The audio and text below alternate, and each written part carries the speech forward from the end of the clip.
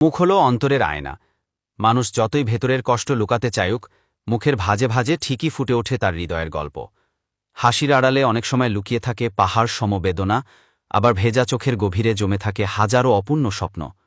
চোখ হল সেই আয়নার দরজা, যেখানে জমে থাকে অনাজানা কষ্ট, ভেঙা স্বপ্ন কিংবা অপূর্ণ ভালোবাসার আর্তনাদ।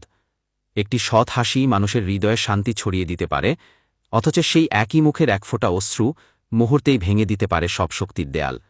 মুখ শুধু সৌন্দর্যের প্রতিচ্ছবি নয়, এটা হলো আত্মার আয়না। সেখানে ধরা পড়ে সত্যিকালের মানুষটা কেমন, সে আসলেই সুখী নাকি শুধু ভান করে বেঁচে আছে। হয়তো কেউ বাইরে থেকে ঝলমলে হাসি খুশি, অথচ তার ভিতরে জমে আছে অসংখ্য অশ্রুর নদী।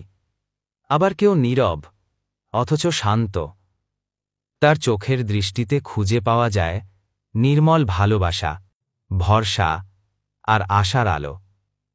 মুখকে কখনো অবহেলা করো না, কারণ একটি মুখই বলে দেয় কতটা কষ্ট লুকিয়ে রাখা যায়, কতটা ভালোবাসা জমিয়ে রাখা যায়, কিংবা ভেঙে যাওয়ার পরও মানুষ কতটা শক্ত হয়ে বেঁচে থাকার চেষ্টা করে।